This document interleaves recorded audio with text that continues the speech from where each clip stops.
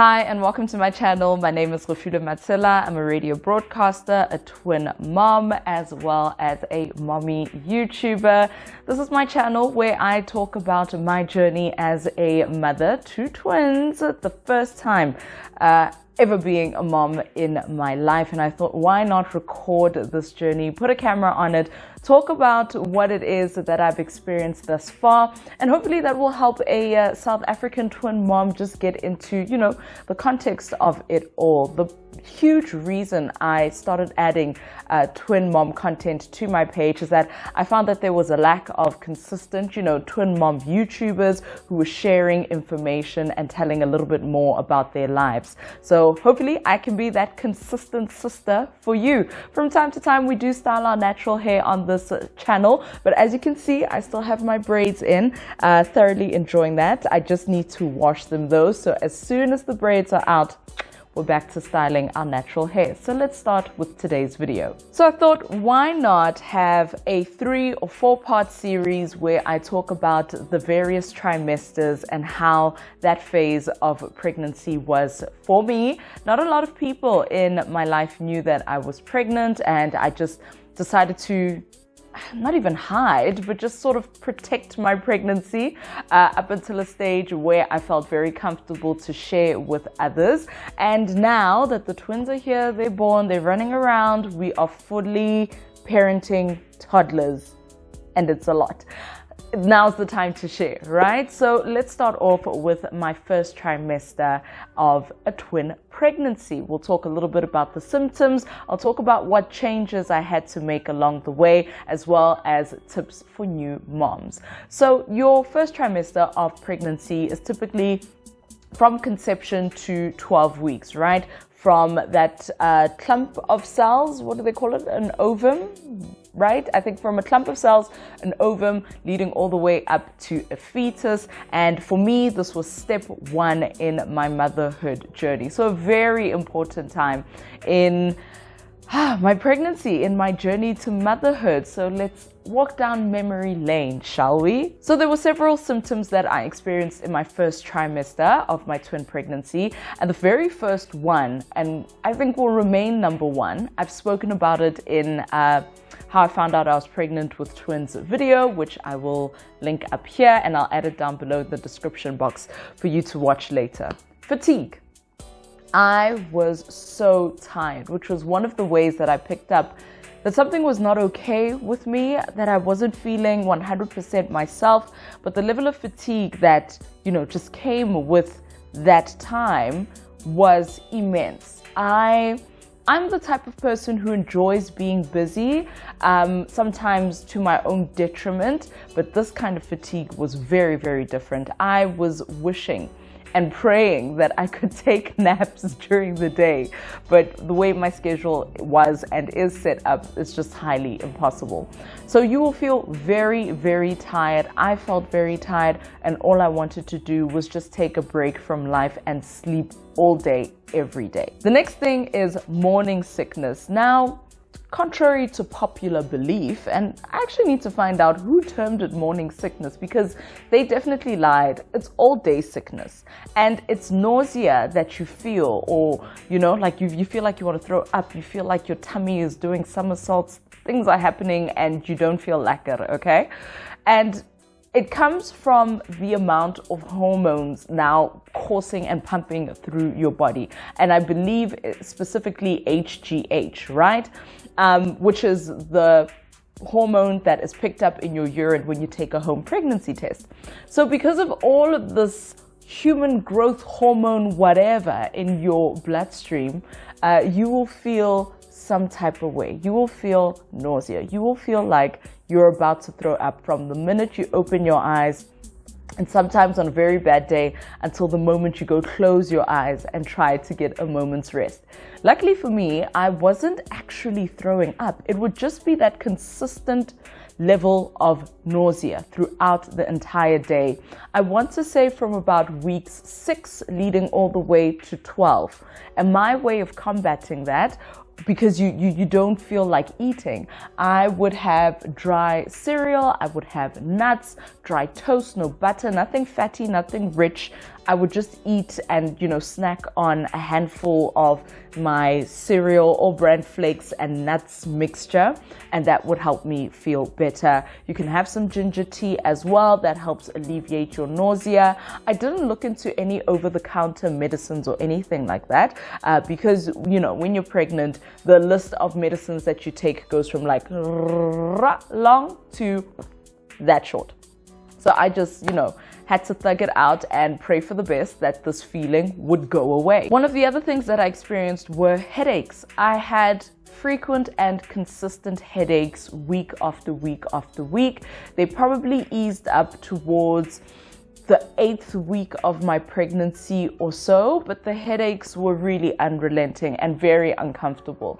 Not too painful that I could not withstand, but just very annoying to have to go through your entire workday with a persistent headache. So headaches were one of them. Food aversions, where things that you would normally eat just rub you the wrong way. They smell disgusting. They taste disgusting. And I have mentioned this in a few of my videos, but the two things that stood out for me were garlic, and I cook almost every meal with garlic. I could not stand the smell of garlic, and meats that were cooking. Yeah, I could eat meat, but certain meats. I couldn't eat chicken. Chicken tasted, I don't know like what. I feel that my taste buds have even changed, because even today when I eat chicken, I'm just like, let's throw some hot sauce on you. Let's, spice it up, add a couple of other things. It just kind of tastes a little nasty, a little weird. So meats that were cooking in the oven, red meat, white meat, whatever. Fish was actually fine. But red meat, chicken, smelled disgusting, couldn't stand it. Yeah, it was something to really get through. There was no other way to do it. Like, what do you do? And I love meat. Okay, so I had to thug through and struggle, and eventually it all went away come my second semester.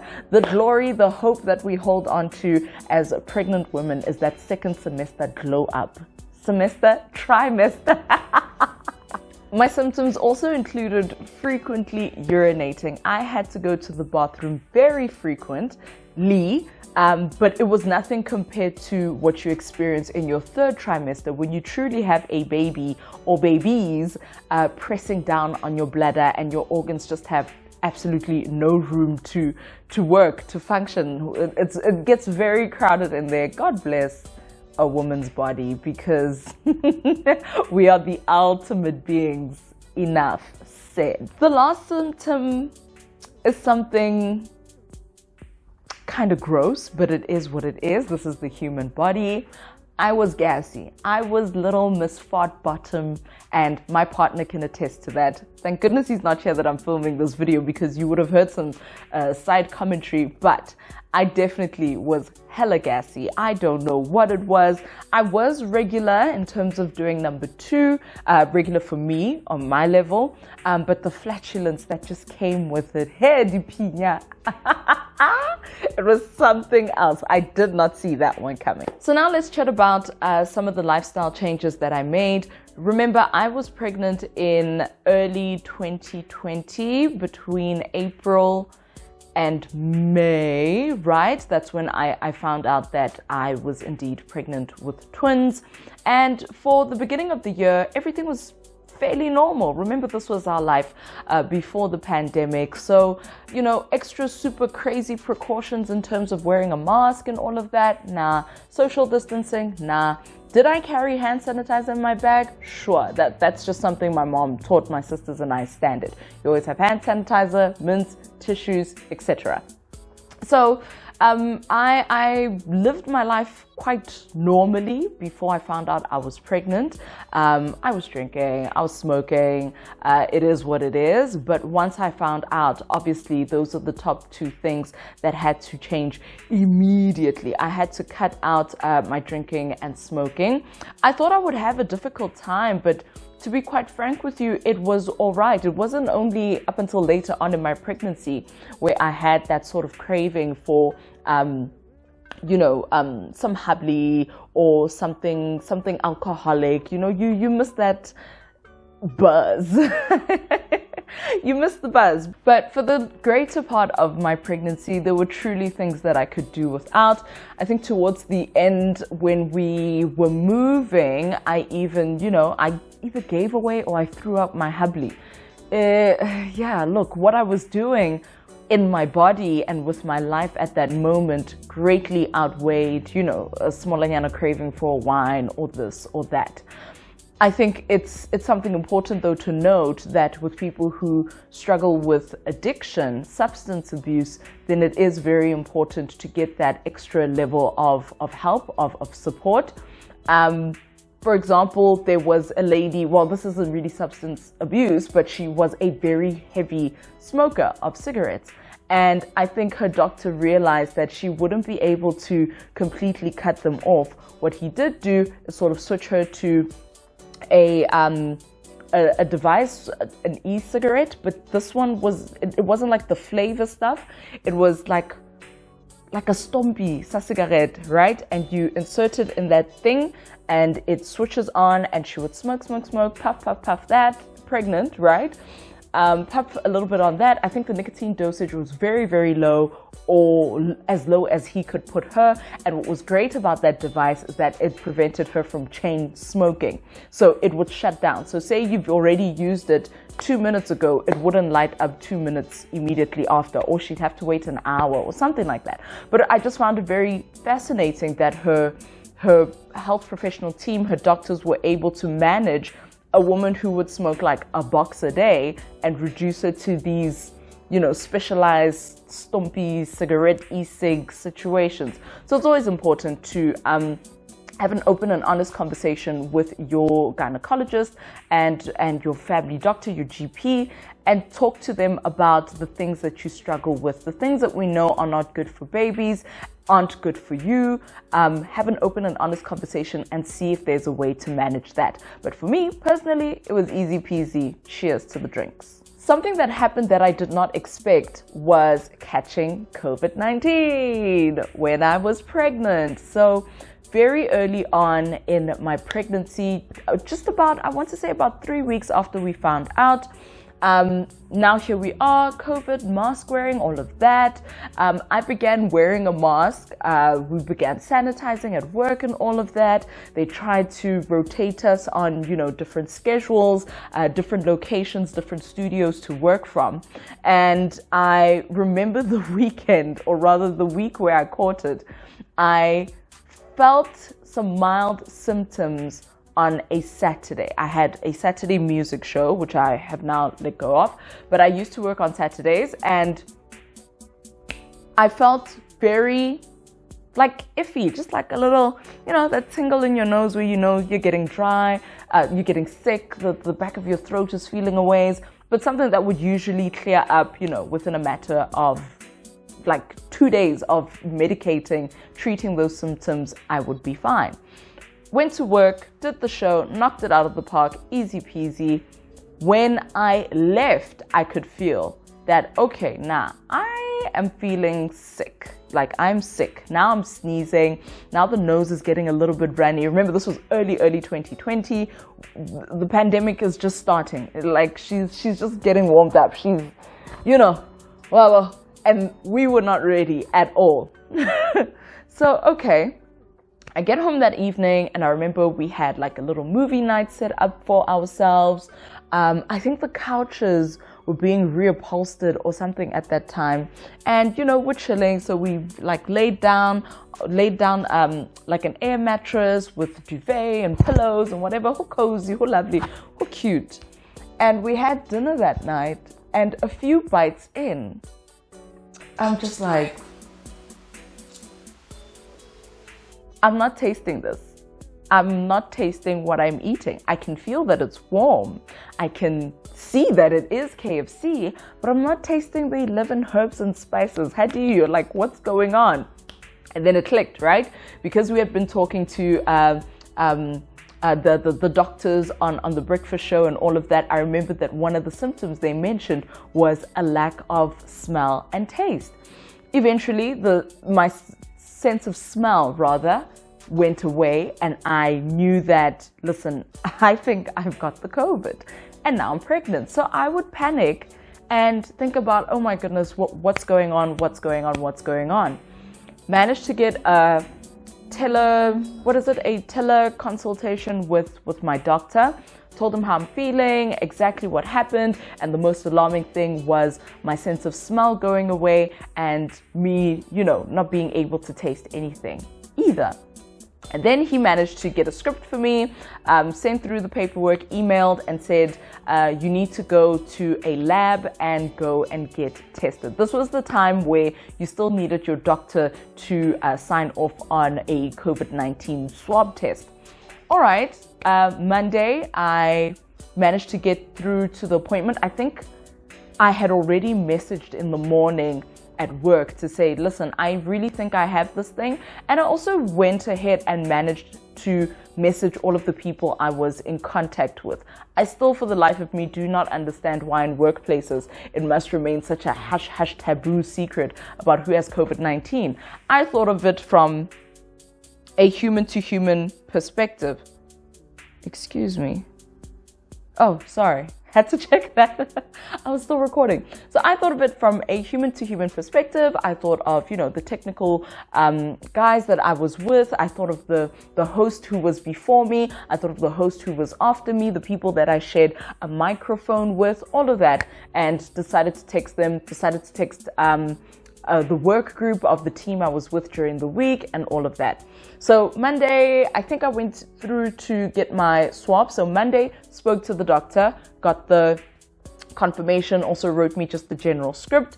And Tuesday, I went off to a drive-through self-testing place, right? I think it was in Centurion. So I drove, off I go, get there, we do the swab thing, fill out the documents, and they said, you'll get an SMS later today to let you know, and we'll also send the results to your doctor. Okay, cool. I did that, and I think later on, it came back and it said, you have COVID-19, like you have it. I'll try and see if I can't find that first initial test, right? Because it must have been all a shock for everyone, that first test that you take, and then they became a little bit more routine. So I get the results back. My goodness, I have this thing.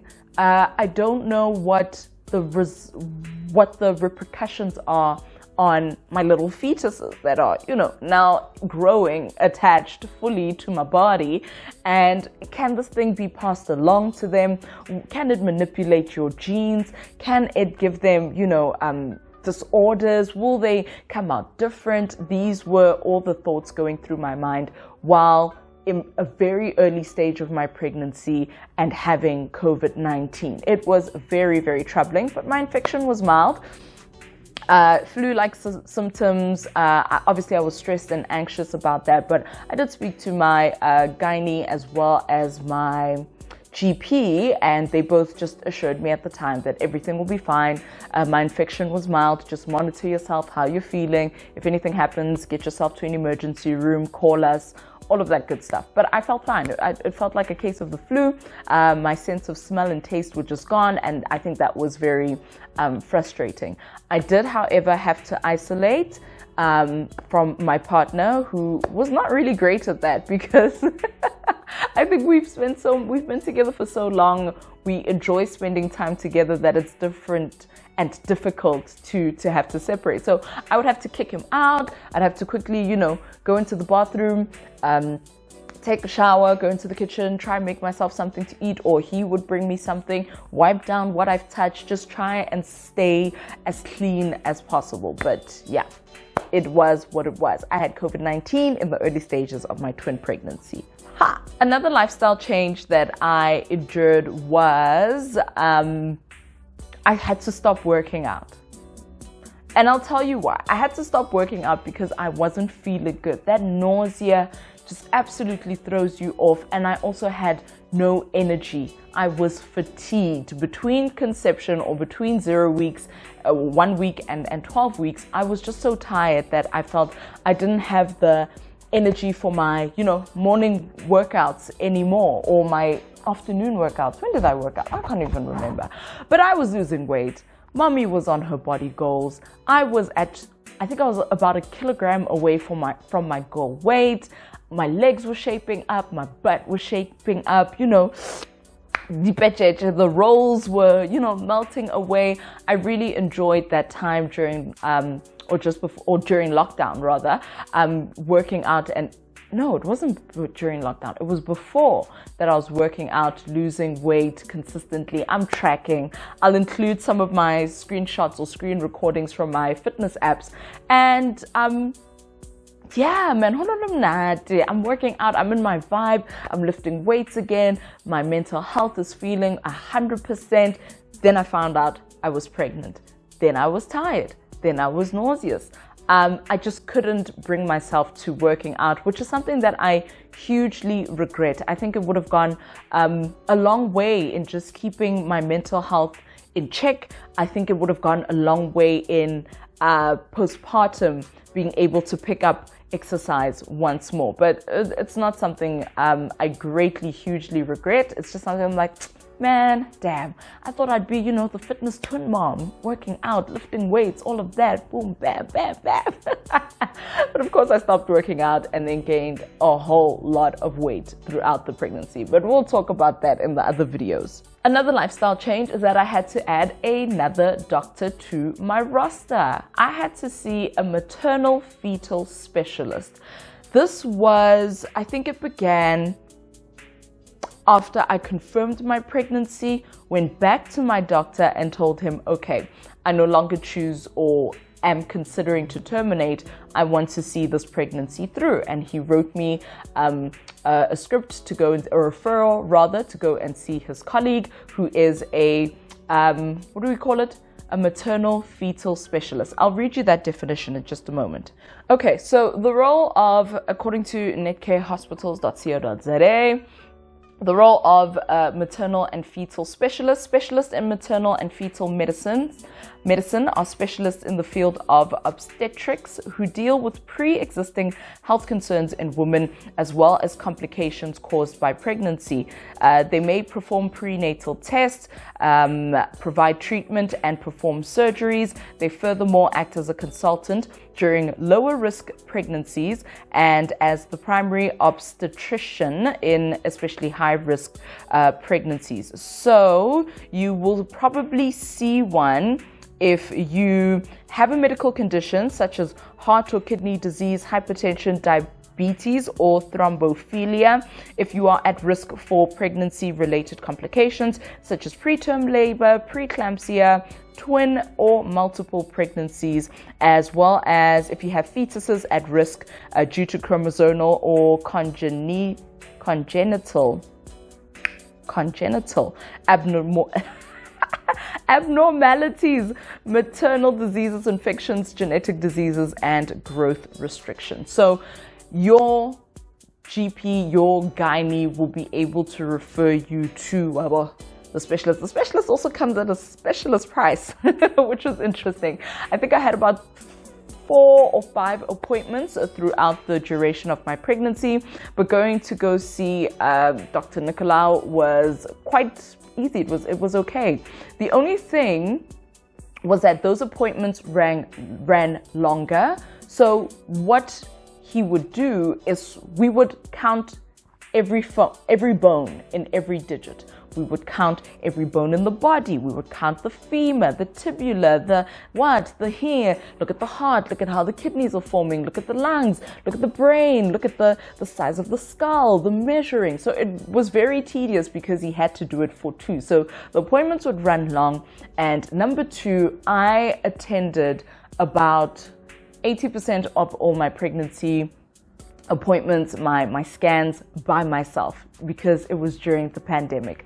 So daddy would drive us there. He would park downstairs in the car and basically wait. And I would be there on my phone, recording, listening, watching, asking questions. I try and record as much as possible for him so that we could watch the videos together, and anything that I forgot, he would be able to hear from the doctor himself in the video. So even for the babies as well, and for family members, because it was during that time of the heavy lockdown where if you needed medical assistance, you could go, but you couldn't have someone in the waiting room with you. The doctor's offices would be so strategic in planning how many people are in the waiting room at any given time. We were skipping seats. Of course, we are masked up. So there was a high level attention to detail when it came to my medical team and how they treated this pregnancy. Number one, I don't have any complaints. I felt very safe in their arms, and I felt very comfortable and sure of their skills and sure of everything they were telling me about this twin pregnancy. So it went fairly well. Right, so you see the line there, the membrane?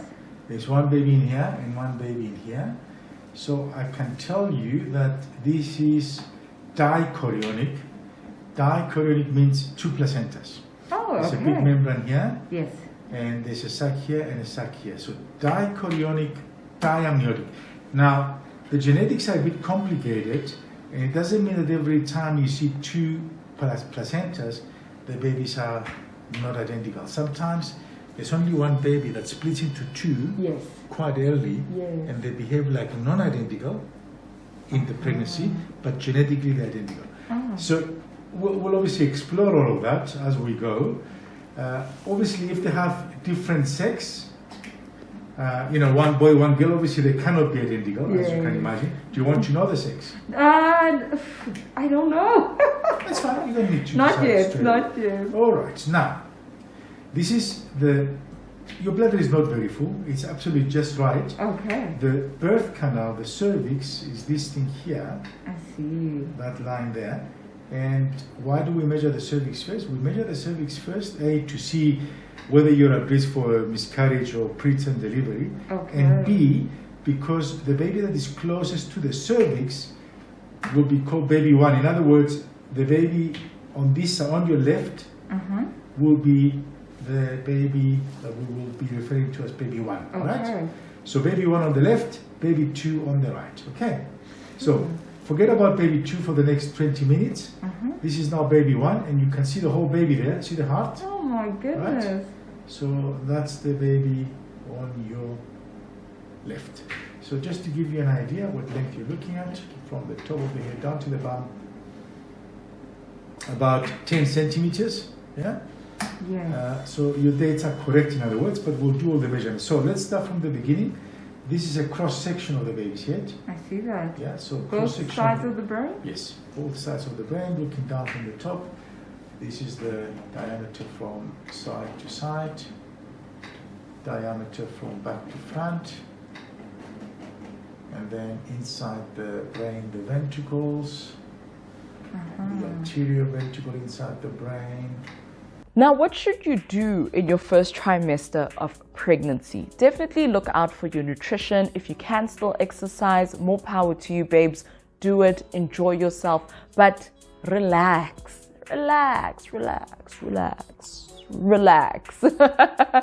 It is what it is now. We are here. Try not to stress too much and try to get enough rest as possible. The other thing to do within the first trimester, I think it's important for women, for us to really consider and think about, is this something that I want to do?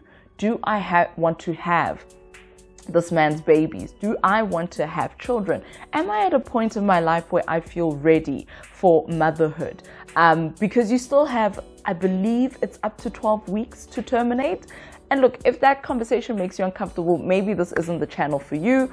I am an individual who is definitely pro-choice, because ultimately it is a choice having kids or not. So I think it's also important to, during this time, think, feel, be present in your mind, in your body, and determine if this is something for you, if this is something that you want. You will hear where my mind was when it came to when I found out I was actually pregnant, and then found out that I was pregnant with twins. So give yourself that grace, give yourself that time, find out who your support structure is. Make that support network understand where you are mentally, emotionally, physically, financially. You see the times that we are living in. I'm pretty sure there'll never be a perfect time to have a baby. So have that level of discernment with yourself to find out if this is something that you truly want, and also have your community around you more or less on the same, wavelength, on the same page as you are. But most importantly, take it easy. Your body is doing the most miraculous work, the most mind-bending stuff is really happening inside of your body at that moment. So enjoy it if you do decide to become a mommy, and I hope your first trimester is easy peasy. I hope that it's something that you can manage. I hope that if there are any bumps in the road that you are currently coming across, comment down below and let's see if the community of twin moms and first-time moms can assist and help out and give words of love and encouragement. I'm always here as well. Hit me up on my social media. You can follow me. I'm on Instagram, TikTok, and Twitter at Fifi_CM. Would love to chat and interact with you there. Until the next one, bye-bye.